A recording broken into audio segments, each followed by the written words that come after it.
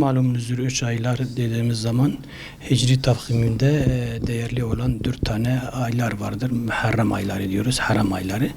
Onlardan birisi Muharrem, diğeri ise Recep. Diğer 2 aylar ise Zilkade, Zilhicce aylarıdır. Recep'te ifade edildiği gibi Şehrullahül Essem sağır olan bir aydır. Yani onda kargaşalar söz konusu olmuyor. Ve o yüzden biliyoruz ki Resulullah sallallahu aleyhi ve sellem Recep Allah'ın ayı, Şaban benim ayı ve Ramazan da ümmetimin ayıdır. Yani bu 2 ay özellikle Recep ile Şaban ayları bir nebze de olsa Ramazan ayı için bir ün hazırlıktır. Yani hani bu ün hazırlık şöyle.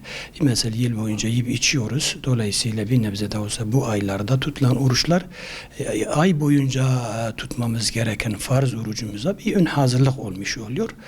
O yüzden dolayısıyla bu aylar bizler için, müminler için yani fırsatlardır. Bu fırsatları değerlendirmemiz lazım. Sebebine gelince bu aylar içerisinde çok değerli gün ve geceler bulunmaktadır.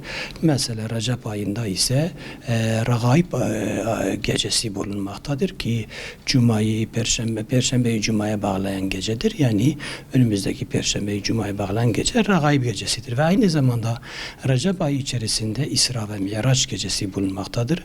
Berat gecesi Şaban ayında bulunmaktadır ve en son Kadir gecesi gelmektedir. Dolayısıyla şu Regaib gecesine baktığımız zaman rağbetten teşvik, yani bir şeyi çok istemek, arzu etmek ve o gecelerde ise Resulullah sallallahu aleyhi ve sellem buyurduğu gibi 5 gecelerde dualar red olunmaz, mutlaka kabul görünür ve onlardan birisi de özellikle Regaib gecesidir, Cuma gecesidir ve Berat gecesidir. Kurban ve bayram geceleri diye Kurban bayram ve aynı zamanda Ramazan gecesindeki olan bayramındaki olan gecelerde dua red olmaz, mutlaka dua kabul edilir. Bunu şu bize gösteriyor. Müminler bu ayları ve bu geceleri fırsat bulup da onlardan hakkıyla istifade etmeleri gerekir. Onları ihya etmeleri gerekir. Zira Resulullah sallallahu aleyhi ve sellem mesela bu geceleri aramak için özellikle Kadir gecesini son 10 gecelerde ise kendisi habire ihya ederdi, itikafa girerdi. Dolayısıyla müminler için her hususta Resulullah bir önderdir, bir örnektir. Bu konularda da Resulullah sallallahu aleyhi ve sellemi önder ve örnek olarak kabul edip onlardan hakkıyla istifade etmemiz gerek. Yani bu gecelerde özellikle Kur'an okuma, kaza namazları varsa kaza eda etmeleri ve hasreten hem kendilerine hem de bütün ümmete duacı olmalıdırlar. Zira bu gecelerde başta ifade ettiğimiz gibi dualar red olunmaz, mutlaka kabul görünür. O inançla yapılan dualar özellikle bu musibet felaketlerin, bu hastalıkların, bu vabalarının defi için ve Müslümanların özellikle ittifakı için, Müslümanların izdıraplardan kurtulmaları için, mazlum ve müstedaf halkı için mutlaka duacı olmalıdırlar.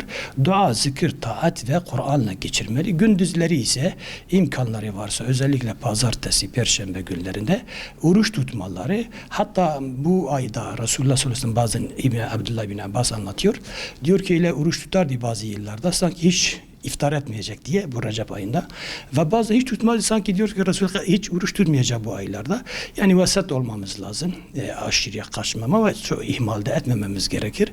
Pazartesileri ve perşembe günleri mutlaka onları oruçla geçirmemiz lazım. Zira Resulullah sallallahu aleyhi ve sellem bu 2 günlerde ise insanların amelleri Yüce Allahu Teala arz edilir. Ben de isterim ki benim amelim Yüce Allahu Teala huzuruna gittiği zaman oruçlu bir şekilde gitsin. Şimdi de Regaib gecemiz hayırlara vesile olmasını Yüce Allahu Teala'dan niyaz ediyoruz.